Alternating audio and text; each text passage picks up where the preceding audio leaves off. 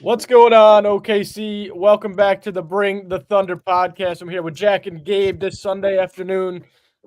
Snooze fest indeed today in OKC. 137 to 106 is the final. Your Oklahoma City Thunder took down the New Orleans Pelicans. Quick rundown of the box score before we get into a little recap. Shea gets his 30 in 30 minutes, 7 assists, adds another steal to his stock total. Aaron Wiggins, 15 points, excellent from three. Casey Wallace, 13 points, 5 steals, unbelievable. Isaiah Hartenstein goes for 14, 14, and 8. I think he had 15 rebounds at one point. Maybe one of them got taken away or something. And then Jay Will finds his shot from deep, 12 points, all 3-pointers. And him and Hartenstein down low just look excellent on defense, by the way. But we'll get to that in a minute. Off the bench, AJ Mitchell continues his streak of double digits, 10 points, 5 rebounds, 8 assists. Not a great shooting day, but that's an effective-ass day off the bench. She got to the line 4 separate times as well. Isaiah Joe comes in, hits 3 threes, 13.5 boards, has a nice putback layup. I mean, shit just going right for OKC at this point. Caruso comes in for 12 minutes, scores 8 points. And before I'm even done with the box score, our boy Bradley has his stat ready to roll. SJ is now tied. I mean, has had his 6th game with at least 30 points in 7 games, and 3rd game with 30 at the end of the 3rd. Okay, that was a little bit wordy for me, and he ties Oscar Robertson for the longest streak of 20-plus point games. Yeah, he's excellent. He's the best in the world. We even got a little Chris Youngblood sighting for OKC, 2 threes at the end of the game. And then for the Pelicans, I'm not even going to touch on any of their players. Not really. Maybe Zion had 29-6, 50%, but it was not effective, not really useful today. I'm going to go to Gabe first. I know this was kind of a blowout the whole game starting in the first quarter, but I mean, what really impressed you about OKC today? And then on the other end, what wasn't so impressive about New Orleans? Yeah, I mean, I genuinely think I can drop to my knees in joy that OKC has shot 40% from 3 in a basketball game.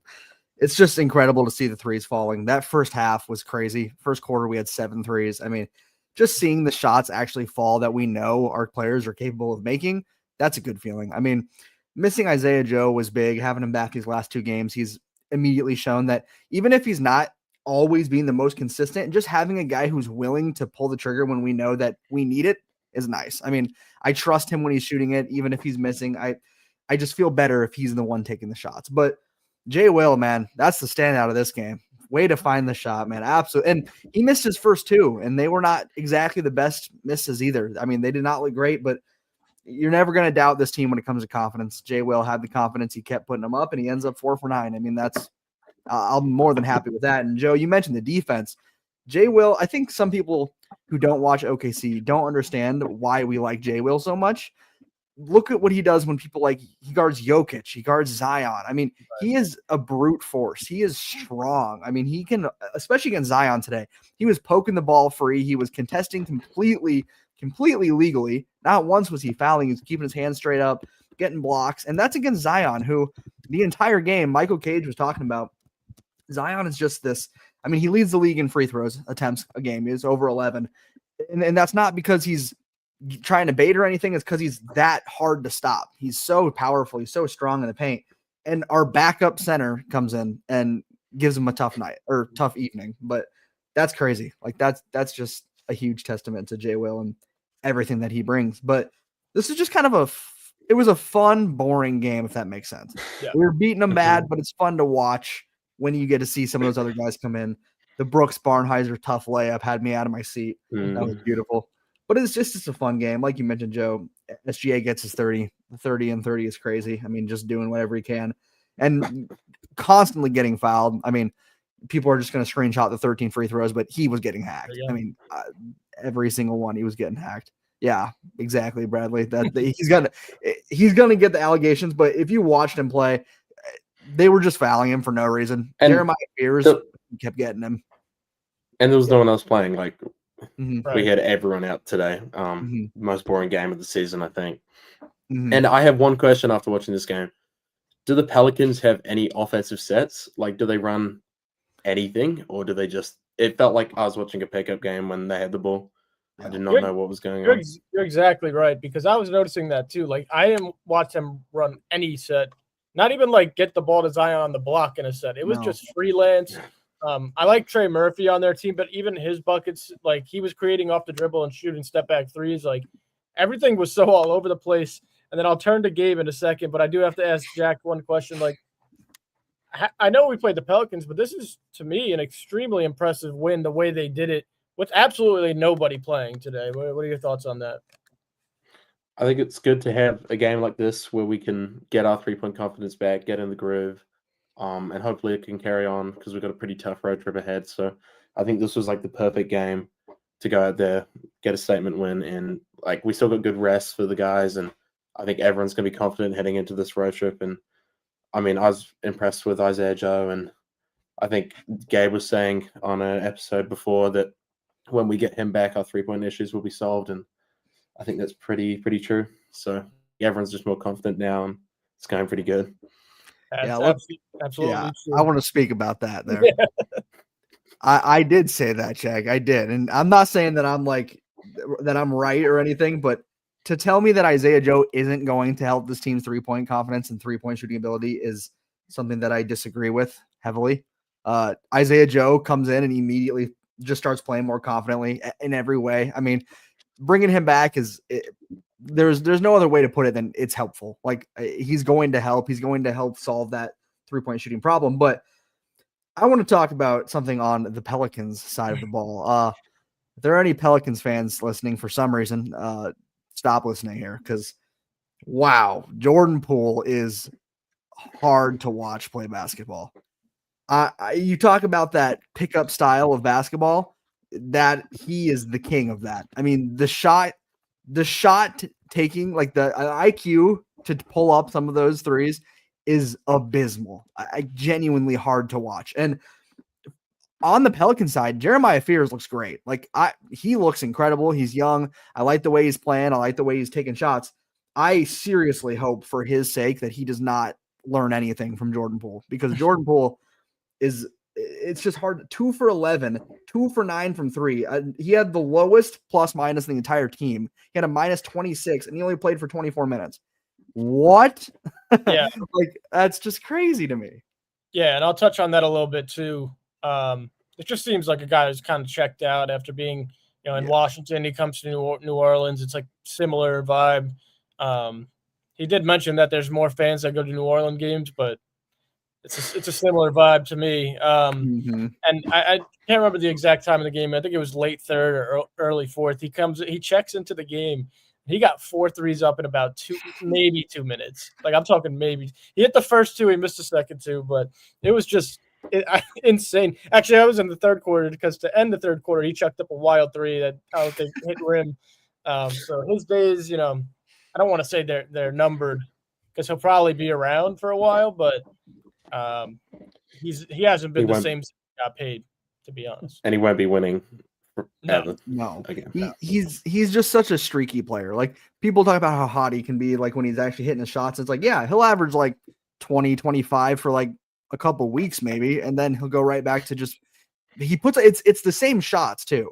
It's not like he gets smarter and starts putting up better shots. He just happens to be making them, and then it makes him look better. So it's like that's not going to ever equal winning basketball. Like that's just not how it's going to be. I don't mean to just dog on the guy, but there's a reason he's been traded. Like he's not staying on teams because that's a problem. And we also know that we don't know how much of the Draymond issue was on him. There's a good chance 90% of it was on Draymond. We know that's his past, but obviously there was something there that raises concerns. He seems like the type of player who maybe would be a bit of a locker room problem. And I don't want to speak about him personally because I don't know him, but that's concerning to me. Like if my team was in talks to get Jordan Poole, I would be concerned. It's the same way that Jack probably feels about Kyle Kuzma. Yeah, absolutely. My last thought on the Pelicans before we get to more OKC.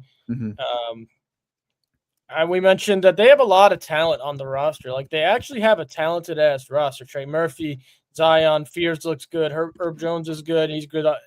3-and-D guy. Obviously Jordan Poole has some type of talent.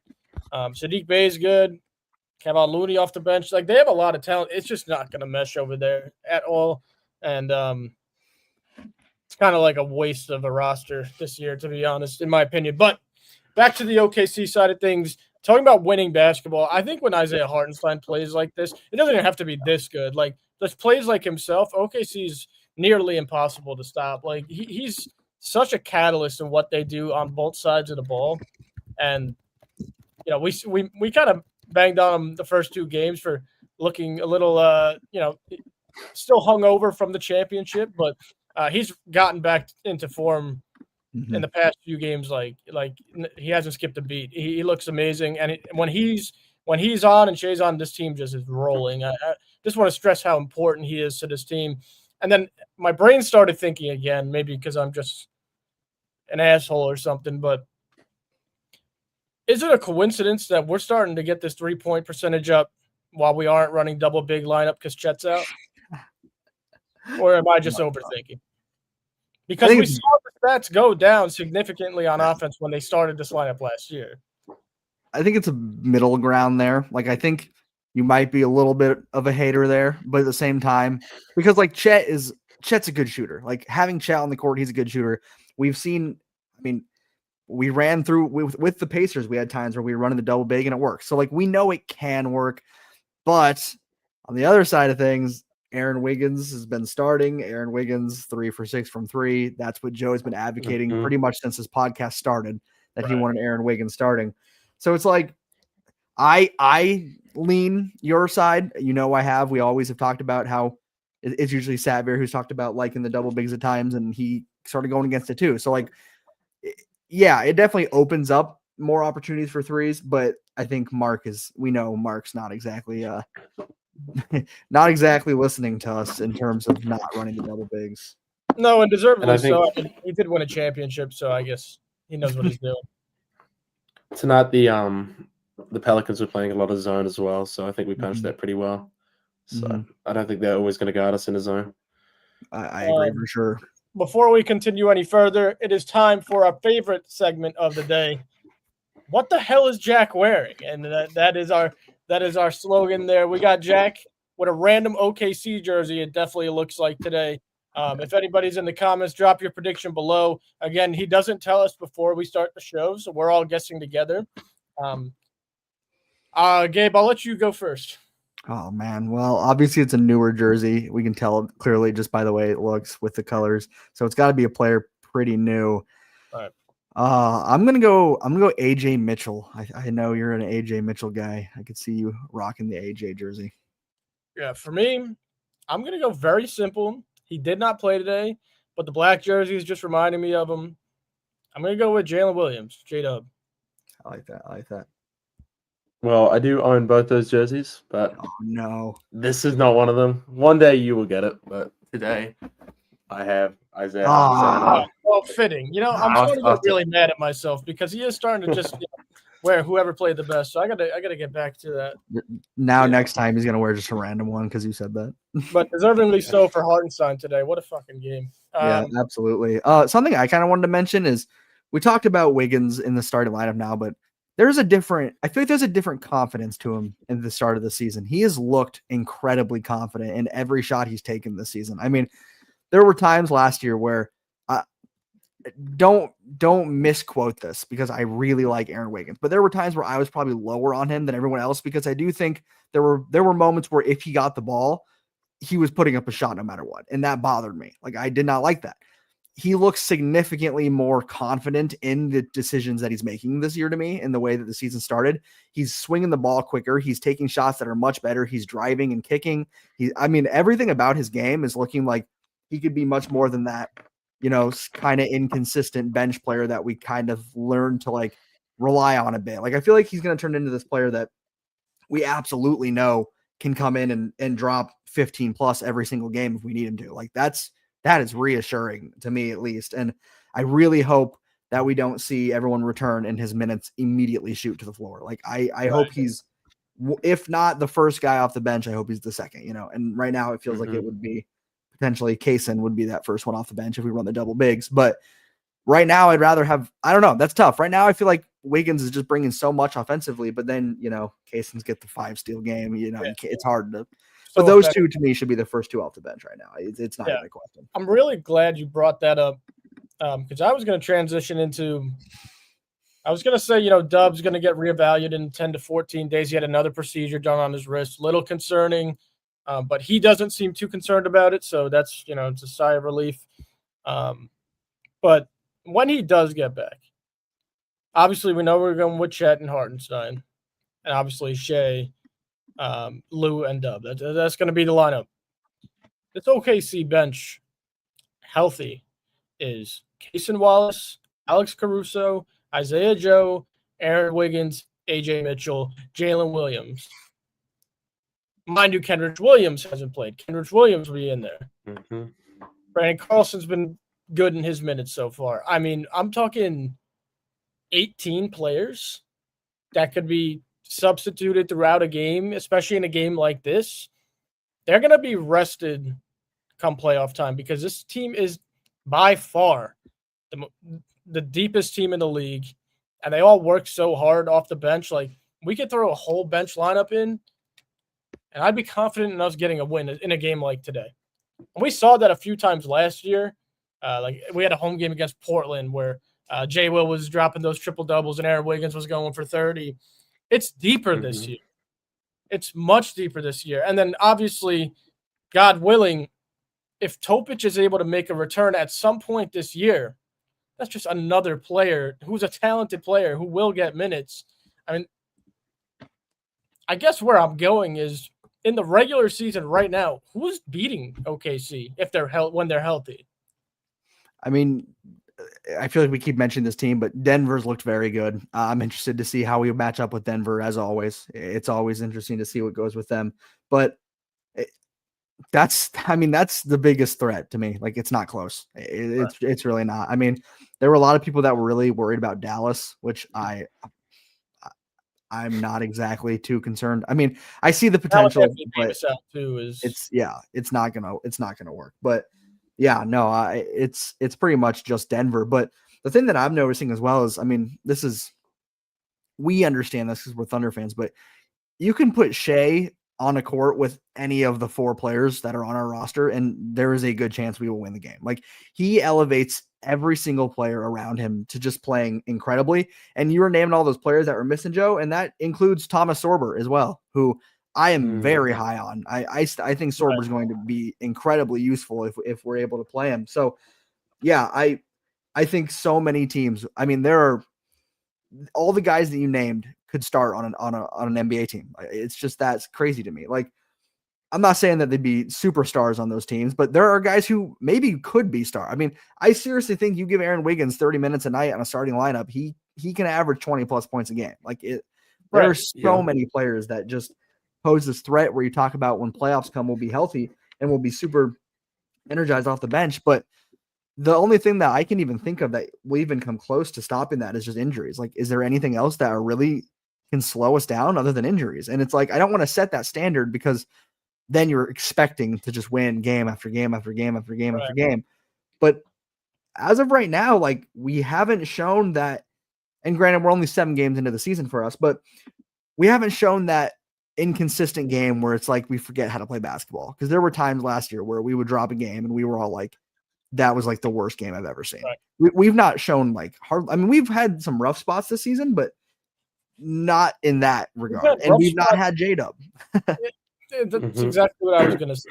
What I was going to say. But now it is expected. Now it is expected that we're the champs, right? It is expected to go out and win every game. And when we lose, it's going to be a shock. And it's kind of suck as a fan. But that's just where we are now. Quick Satvir stat, since he's not here, from the Thunder PR. The Thunder is now the 3rd team in NBA history to start back-to-back seasons with a 7-0 record, tying the 63-65 Boston Celtics and the 93-95 Houston Rockets. So some pretty elite company. And then one quick quote from Mark Dagnall's presser, which I thought was interesting. It was on Cason Wallace just about 10 minutes ago. Said he's a young player that's got a lot of runway and career ahead of him. It's a responsibility. We have to squeeze everything we have out of him. He's made great progress. That started to show up. It's a responsibility. So he's Kayson's the first guy off the bench. Yeah, that's confirmed. I was gonna say. Yeah. I mean, I get it. I do. Like, I love Wiggins. I love what he brings, but there's just a different motor to Kayson. There's a different work ethic that is very uncommon in players nowadays, I think. And I think we often compare him to Lou Dort with that hustle on the defensive end, but I mean, Kayson's there's just something about the way that he plays that's so, like, I feel like he makes all these insanely reckless plays, and yet he's not hurt. He doesn't get hurt. He doesn't get tired. He is never tired. I mean, defensively, he's constantly running. Like, it really does remind me of when we had Russ. Like, it feels like Westbrook again, the type of effort that he gives. And I've never felt like I could say that about a player. Like, Russ has always been the one guy in the NBA who gives 110%. Kayson gives 100, 108, 100. Like, he's right there. And it's so natural as well. Like, he just flows with it. I mean, sometimes I feel like the offense just gives him the ball the way he seals it. Like, he's just got the knack for basketball. And I saw someone tweet it today, but and they claimed that he was the bounciest guy on our team.